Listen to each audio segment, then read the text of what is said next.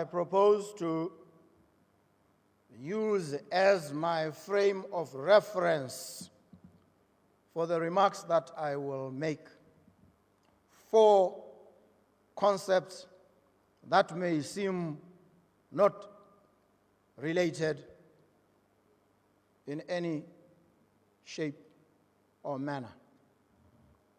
The first is love.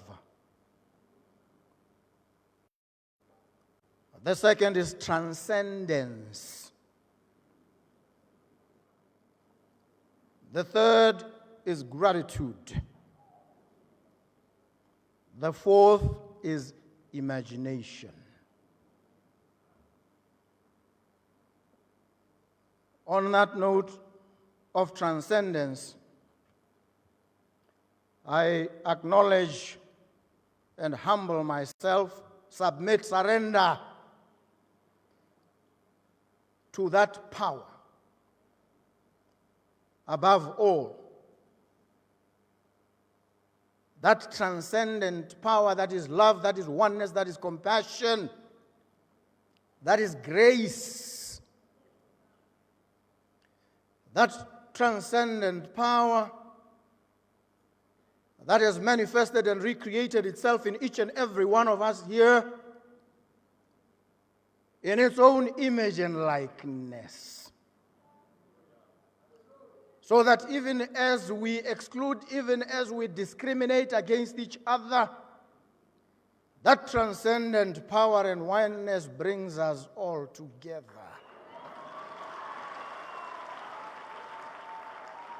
Draws us close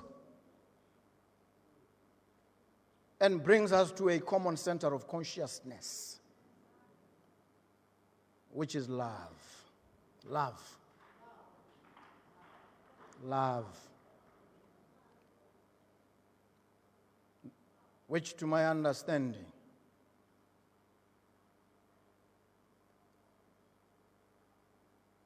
represents that supreme and abiding commitment to the well-being of others. Love. Love. In the fire next time, in that book, The Fire Next Time, James Baldwin says to us about love that it is so desperately sought and so cunningly avoided. He says it takes away the masks that we fear we cannot live without, and yet know we cannot live within love. And Fyodor Dostoevsky says to us, hell is the inability to love. And if love won't swing open the gates of hell, then nothing will. Love. That's what draws us together. That's what brings us here from our various walks of life and stations. We converge at this center of gravity, love.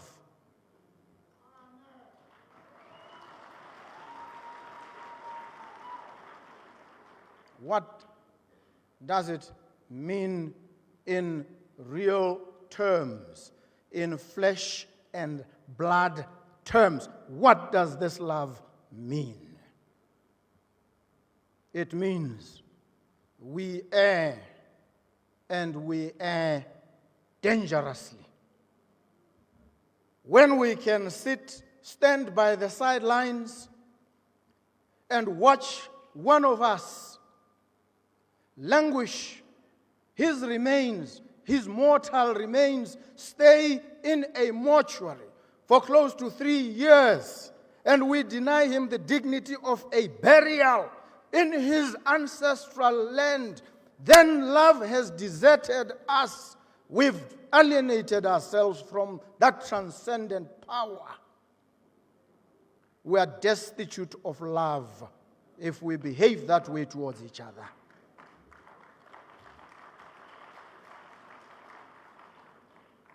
That is troubling enough. But what troubled me more was to sit and watch and listen to the thunderous silence of the righteous, the prayerful, the convicted, the believers. Where is the holy outrage? Where was the righteous indignation when this man remained languished in that place? Where were we, all of us? Where did we stand in that moment of crisis? What did we say? Where's the love? That's a troubling question. It troubles me. It wakes me up at night, torments me. I who have been called, I believe, or called myself, if nobody believes, to serve humanity and serve human rights, human rights, human rights. What is human rights? Where do these rights come from? They don't come from me. They don't come from the Constitution. No, they don't. They are traceable to a source above and beyond, outside of that fading parchment that we call the Constitution. They are traceable to that transcendent power, that potency that has represented itself in each and every one of us. That's where these rights come from. That is why in the ecclesiastical Latin, they called it lex naturae, the law of nature, or lex eterna, the law of God himself. Human rights come from God. They don't come from me. So when I uphold them, don't praise me. Praise the Lord.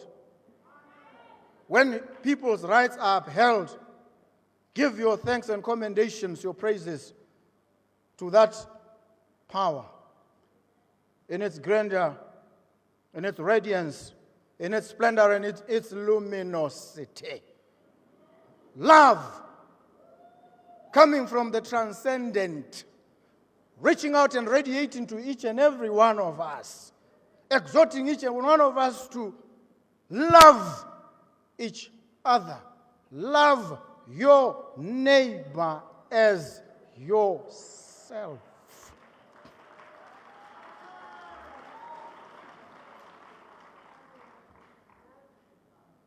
And we learn so much from this natural law. One of the things we learn is something the lawyers call natural justice. What is it? It comes from a simple illustration in that garden when God placed two individuals, one after the other, and he gave them an instruction. He says, do not eat of this fruit.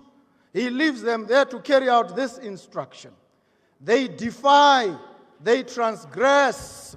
He comes back. He knows everything. He's omniscient, omnipresent, and omnipotent. He comes. What does God do in those circumstances? He asks them, what did you do? He calls upon them to account. God gives them a fair hearing. He listens to them. What do we do with each other? When we believe anybody has done wrong, we are quick to condemn. We have the propensity to destroy. We never sit and listen. We never pause and ponder and say to the person, what did you do? And so you hear the cries, the pleas, and the conjurations of an angry population. Lynch so-and-so. Kill so-and-so.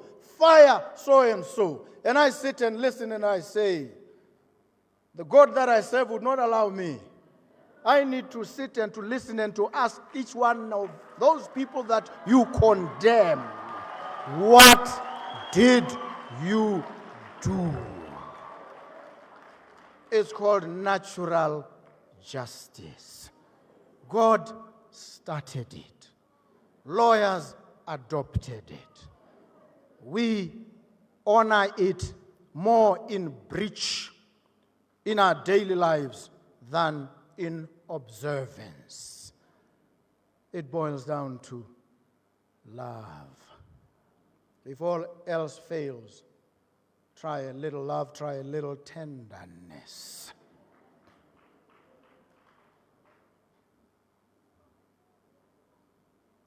Because in the ultimate instance, love is what justice looks like in public. I've spoken about love, spoken about the transcendent, the omnipresent, the omnipotent, the all-knowing, the all-wise. I tend to ponder on gratitude. Gratitude. And I remember the Apostle Paul writing to the church that was under persecution. In the church at Thessalonica, he says, in all circumstances, give thanks. Gratitude. In all circumstances, give thanks. We are here to give thanks and gratitude, to humble ourselves, to submit, to allow ourselves to become supplicants at the foot of that throne of mercy.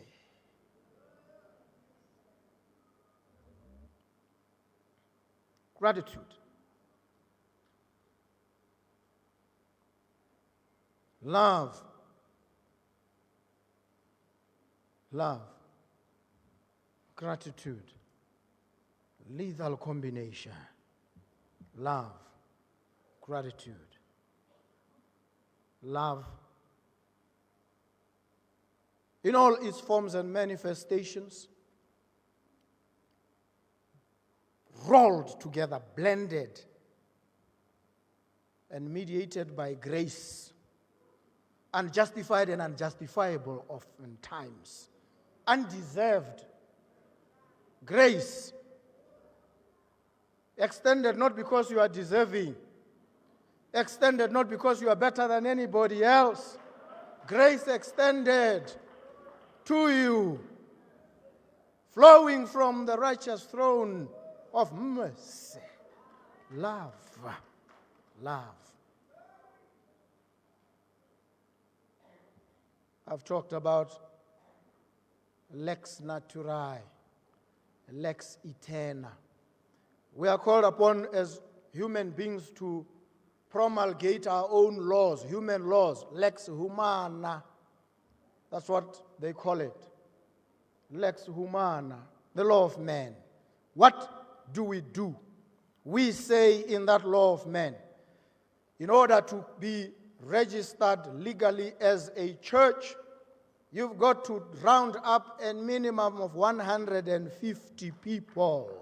That's what we say in the lex humana.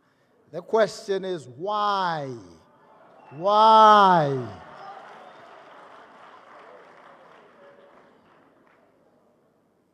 And so in my frail and fallible character, with the charges that I lead as their primus inter pares, the first among equals, sitting next to Nkosinathi Ndaba Kaulathi, the vice president, we said, no, let's bring it down. Let's make it 20.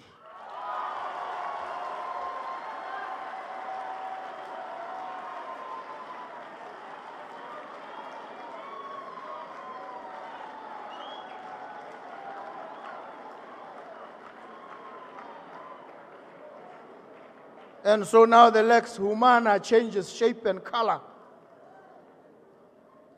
Its depth and thrust is shifting. It's moving towards the center of gravity, that area of common consciousness. It says now we're going to register with 20.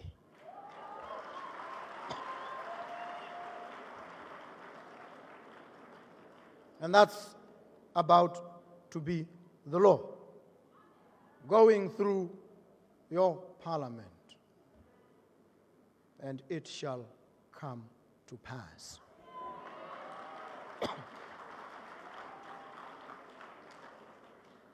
When I bring together these three strands that I've spoken to now, I've engaged with the Vice President and engaged intensely. Him and I are dreamers. Him and I are dreamers of big dreams, dreams of immensity, dreams of intensity, dreams that should transform the lives of the everyday people of this country, those on the downside, those at the margins, those who are catching hell. Their life is about to change. It is about to be transformed in a spectacular way. Him and I have engaged thoroughly. And I can tell you, this country is about to change.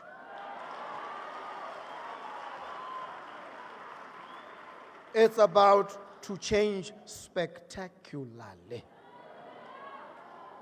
It is about to become the hub, the heartbeat, the nerve center of the entirety of the African continent.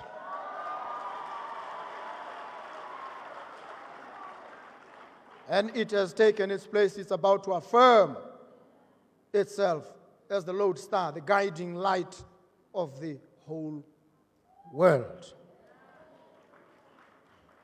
You watch, you wait and see.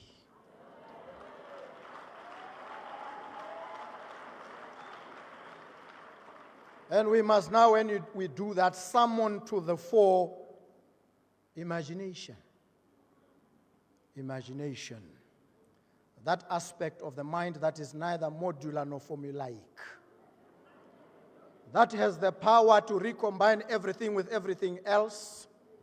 That advances in insight by defying its own methods and presuppositions. And that envelops everything, every reality, under a penumbra of the adjacent possible. Imagination is coming to the rescue. Imagine yourself in that new order. Imagine your country. Imagine your family. Imagination. Imagination. When we venture truly into the realm of the imagination, we venture into the realm of wonder and miracle. We remove ourselves from the world of three-dimensionality. We free ourselves from becoming hostages of the three-dimensional reality. We live in the world, but we are not of it. Imagination. And you begin to see defined and marked clearly yonder on the horizon, a new Botswana, a new country, where the privations of poverty will no longer trouble any child, any mother, any citizen, any resident of our country. Imagination. Imagination to the rescue. Let me thank you at this point and ask for peace and blessings upon all of you.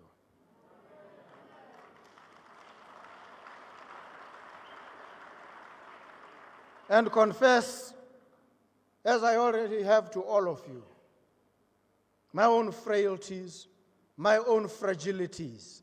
I'm a broken vessel myself, needing prayers from you, needing solace and comfort. I have experienced firsthand betrayal. I have experienced firsthand ridicule. I have experienced firsthand rejection and denigration. I have stood firm, held firmly to the guiding hand of faith.